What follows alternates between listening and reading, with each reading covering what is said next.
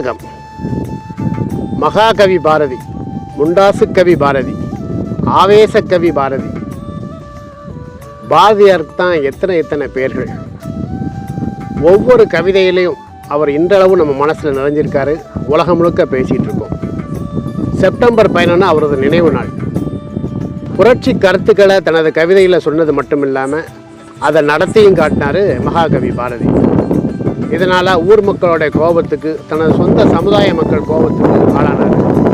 தென்காசி அருகே கடையத்தில் செல்லம்மாள் பாரதியை கைப்பிடிக்காரு. பாரதி படம் பார்த்துருப்பீங்க. அந்த அக்ரஹாரத்து வழியாக கழுதையை கூப்பிட்டு வருவார். கழுதையை ஒரு இடத்துல வச்சு கொஞ்சுவார். இப்படி பல, அதாவது மற்றவங்களுக்கு கடுப்பேற்றுற நிறைய வேலைகளை தான் செய்தது சரி, அவர் செஞ்சதும் சரிதான் அப்படிங்கிற மாதிரி நிறைய பண்ணியிருக்காரு. பெண்கள் அடக்கி ஆளப்பட்ட அந்த காலத்தில் தனது மனைவி செல்லம்மா மேலே, தோல் மேலே கை போட்டு அக்ரஹாரம் வழியாக கூப்பிட்டு வருவார். இது தொடர்பாக கடையத்தை சேர்ந்த சங்கிலி பூதத்தார் நமக்கு நிறைய தகவல்களை சொல்கிறாரு. வணக்கம், என்னோடய பெயர் சங்கிலி பூதத்தான். சொந்த ஊர் ரவணசமுத்திரம். சேவாலயா அப்படிங்கிற ஒரு தொண்டு நிறுவனம், அதோட கிளை நிறுவனம் ரவணசமுத்திரத்தில் 9வது கிளை நிறுவனமாக இருக்குது. அதோடைய திட்ட ஒருங்கிணைப்பாளராக நான் பணியாற்றி வருகிறேன் கடந்த 9 வருடங்களாக. சேவாலயா பாரதியார், காந்தி, விவேகானந்தர் இந்த 3 பேரோட கொள்கையை வச்சு இயங்கக்கூடிய ஒரு தனியார் தொண்டு நிறுவனம். அந்த பாரதியாரோட மனைவி பிறந்த செல்லம்மாள் பிறந்த ஊர் கடையம். அதனால் பாரதியை பற்றியும் செல்லம்மாள் பற்றியும் சில கருத்துக்களை உங்களோட பகிர்ந்துக்கலாம் அப்படின்னு நினைக்கிறேன். பாரதியார் வாழ்ந்த அந்த காலத்தில் அந்த பெண்ணுக்கு முன்னுரிமை, சமத்துவம் அப்படிங்கிறதா இல்லாமல் இருக்கும்போது அவர் ஒரு முற்போக்குவாதி, சாதி மத பேதங்கள்லாம் கிடையாது அப்படிங்கிற ஒரு சிந்தனையில் இருக்கிறதுனால அந்த காலத்தை அவர் சார்ந்த சமுதாயம், அவருடைய அந்த சமூகம் அவரை ஏற்றுக்கிட விரும்பலை. அவரோட கொள்கைகளை ஏற்றுக்கலை. அதனால் அவர் உண்மையை சொல்லப்போனால் ஒரு சரித்திர பிழை. அவர் ஊரை விட்டு விலக்கி வைக்கப்பட்டார். அந்த விலக்கி வைக்கப்படும் போது அவர் அதை பற்றி எந்த விதமான ஒரு சாதாரண சராசரி மனுஷன் மாதிரி இல்லாமல் இந்த இப்போ நம்ம இருக்கிற இந்த தட்டப்பாறை அப்படிங்கிற இதில் தான் அமர்ந்து உட்கார்ந்து அவர் பாட்டு இந்த இயற்கையை ரசித்து பாடல்கள் எழுதுறது, இயற்கையை ரசிக்கிறது, அந்த மாதிரி ஒரு ஞானி மாதிரி அவர் பிஹேவ் பண்ணிக்கிட்டு இருக்கிறாரு. அந்த டயத்தில் கணவன் பசியோடு இருப்பார். அப்படிங்கிறனால மனைவி செல்லம்மாள் கடையத்திலிருந்து இங்கே நடந்தே அவருக்கு ஊருக்கு தெரியாமல் அவருக்கு ஆகாரம் கொடுத்துட்டு போவாங்க அப்படிங்கிறதா சரித்திரம். இவ்வளோ தூரம் தனிமையில் இருந்து அவர் நாட்டுக்காகவும் நம்மளை இயற்கையை ரசித்து அவர் எழுதின பாடல்கள் நிறைய அந்த நீலமலை தொடர் அப்படின்னு ஒரு பாடல் இருக்குது. அந்த நீல நிறத்தை சார்ந்த பாடல். அது புனைந்த இடம் இந்த திட்டப்பாறை தான். இதே மாதிரி அவர் செய்த சாதனைகள் ஜாஸ்தி.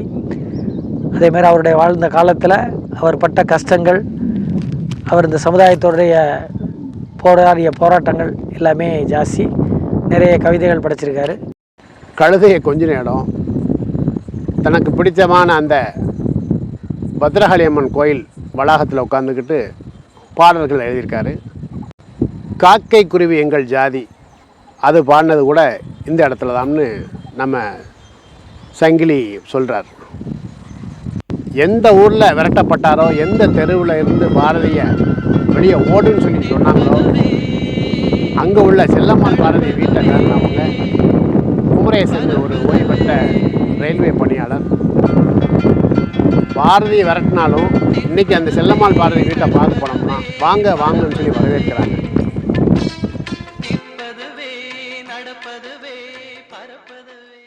ஒரு வெளிநாட்டு ஆய்வாளர் இந்தியாவுக்கு வராரு.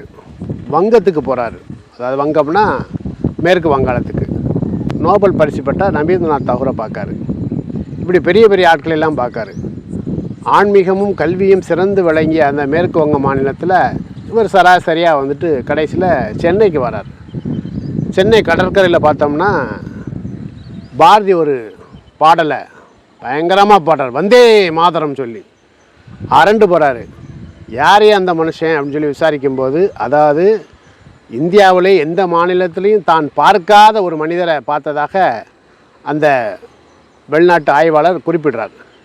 இதை எழுத்தாளர் கடற்கரைங்கிறவர் தனது பேச்சில் குறிப்பிட்டார். பாரதி நினைவு நாள் செப்டம்பர் 11.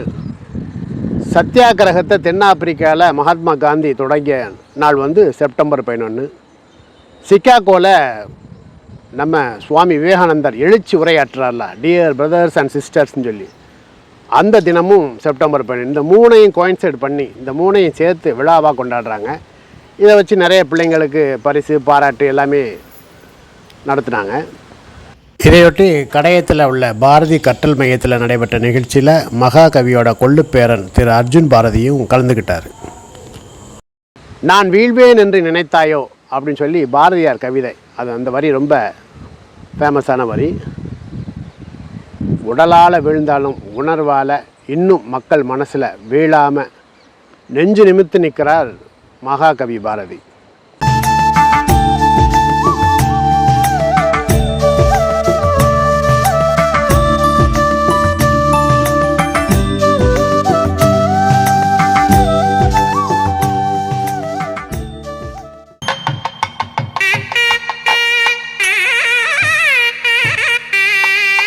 இலக்கிய சோலையில் இன்றைக்கி என்ன பார்க்க போகிறோம்னா, இரு பாடல்களை பற்றி பார்க்க போகிறோம். திருவாசகத்தில் மாணிக்க வாசகர் சொல்கிறார். என்ன சொல்கிறார்? முத்து அணி கொங்கைகள் ஆட, மெய்குழல் வண்டு ஐனம் ஆட ஆட, சித்தம் சிவனோடு ஆட ஆட, செங்கையல் கண்பணி ஆட ஆட, கட்டோடு குழலாட ஆட.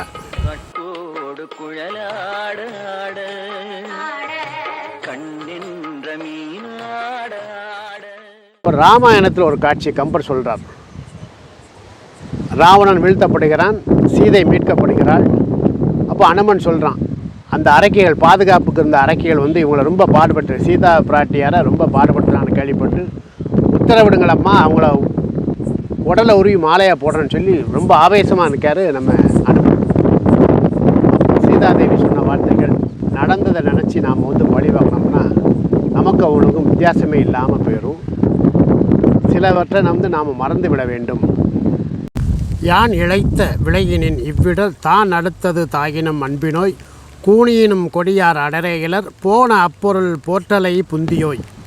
நினைப்பதெல்லாம் நடந்துவிட்டால் தெய்வம் ஏதுமில்லை, நடந்ததையே நினைத்திருந்தால் அமைதி என்றுமில்லை.